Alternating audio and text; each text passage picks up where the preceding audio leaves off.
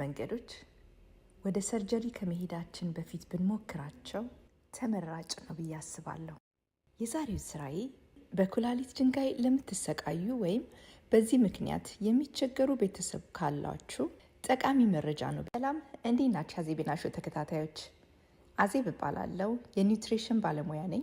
ጤናችን ወደ ከፋ ደረጃ ከመድረሱ በፊት ጤናማ በሆነ የአመጋገብ ዘይቤ የምንፈታበትን መንገድ እያስተማርኩ እገኛለሁ። ለዚህ ቻናል አዲስ ከሆናችሁ ሰብስክራይብ በማድረግ ቤተሰብ እንድትሆኑ፣ ቤተሰብ የሆናችሁ ደግሞ ላይክ በማድረግ ቪዲዮ እንድትጀምሩ ለማስታወስ ወዳለሁ። የኩላሊት ድንጋይ ህመም እጅግ በጣም አስከፊ እንደሆነ ይታወቃል።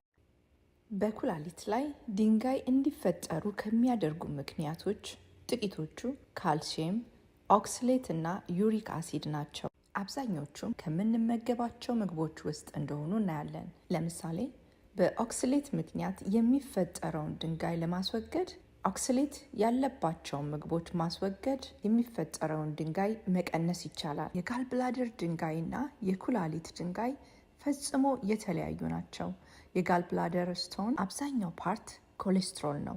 የኩላሊት ድንጋይ ደግሞ የካልሲየምና የኦክስሌት ቅልቅል ነው። ከዓመታት በፊት የሰው ልጅ የጤና ሁኔታ ይህን ያህል አስቸጋሪ አልነበረም። ምክንያቱም የሰውን ልጅ ጤና በከፍተኛ ሁኔታ የሚያግዙ ማይክሮባዮም፣ ጤናማ የሆኑ ባክቴሪያዎች ከሰው ልጅ ጋር ተስማምተው ይኖሩ ነበር።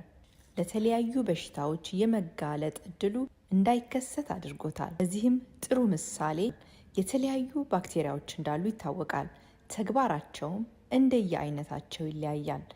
በመሆኑም አክሳሎባክተር የተባለው ባክቴሪያ ኦክስሌት ያለባቸውን ምግቦች ስንመገብ ኦክስሌቱን ብቻ በመለየት የሚመገብ ሲሆን እኛን በኦክስሌት ምክንያት በኩላሊታችን ውስጥ አላስፈላጊ የሆነ ድንጋይ እንዳይፈጠር ይከላከላል።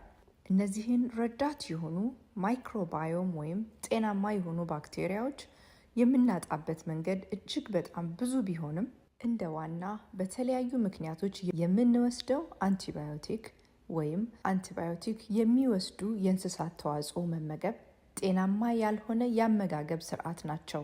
እነዚህን በመሳሰሉ ምክንያቶች አሁን ላይ በሰውነት ውስጥ የኦክስሌት መጠራቀም የሰውን ልጅ ለተለያዩ ችግሮች ዳርጎታል። ከነዚህም ችግሮች ውስጥ አንዱ የኩላሊት ድንጋይ ነው።